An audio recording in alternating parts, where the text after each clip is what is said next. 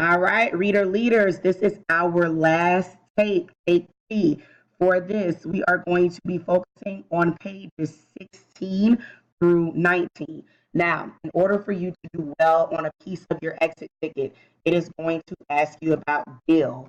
So this is really the pages where we get to see the interaction between Jim and Dill, and we also get a clue on what Dill's character is like. So make sure you are on the lookout. And we also get a few more details about the Radley place. So last take three, you are going to, I'm going to put my book under there, turn to page 16. You're going to find the paragraph that starts with wonder what he looks like. It's like that second paragraph, but it's a sentence. So I'll give you a second to get there. Wonder what he looks like. When you got it, say, got it. Reminder, level 0, silent and solo. You are working with urgency. If you need help, you are more than welcome to ask myself. Wonderful. Let me go ahead and put my book there. And at any point, if you need to pause the video to jot down your notes, you are also more than welcome to do that. So you can jot it in your organizer. Perfect. All right, let's go ahead and pick up. Wonder what he looks like, said Dill. Jim gave a reasonable description of Boo.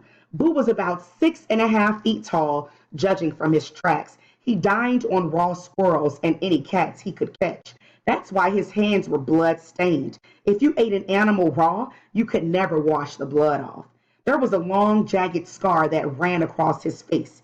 What teeth he had were yellow and rotten, like some of y'all's teeth in here. I will not say any names. Ha ha. His eyes popped, and he drooled most of the time.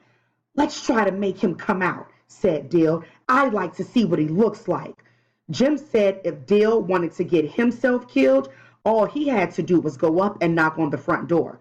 Our first raid came to pass only because Dill bet Jim, the gray ghost, against two Tom Swifts that Jim wouldn't get any farther than the Radley gate. In all his life, Jim had never declined a dare. Jim thought about it for 3 days.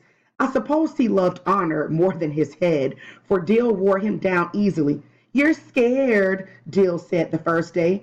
Ain't scared, just respectful, Jim said. The next day, Dill said, you're too scared even to put your big toe in the front yard. Jim said he reckoned he wasn't. He'd passed the Radley place every school day of his life. On to page 17. Always running, I said. But Dill got him the third day when he told Jim that folks in Meridian certainly weren't as afraid as the folks in Macomb, that he'd never seen such scary folks as the ones in Macomb. Remember, Dill is from Meridian. This was enough to make Jim march to the corner where he stepped and leaned against the light pole, watching the gate hanging crazily on its handmade hinge. I hope you got it through your head that he'll kill us each and every one, Dill Harris, said Jim when we joined him. Don't blame me when he gouges your eyes out. You started it, remember? You're still scared, murmured Dill patiently. Jim wanted Dill to know once and for all that he wasn't scared of anything. It's just that I can't think of a way to make him come out without him getting us. Besides, Jim had his little sister to think of. Oh, there he go with those excuses. When he said that, I knew he was afraid. Jim had his little sister to think of the time I dared him to jump off the top of the house. If I got killed, what become of you? He'd asked. Then he jumped, landed unhurt, and his sense of responsibility left him until confronted by the Radley place. You gonna run out on a dare? Asked Dill. If are, then Dill. You have to think about these things, Jim said. Let me think a minute. It's sort of like making a turtle come out. How's that? Asked Dill. Strike a match under him.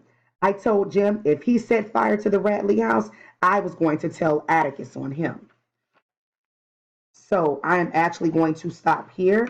You are going to take off my headphones. You're going to quickly read pages 18 and 19 on your own without my voice. And I'm going to give you about 3 minutes to jot down details about Dill and Jim.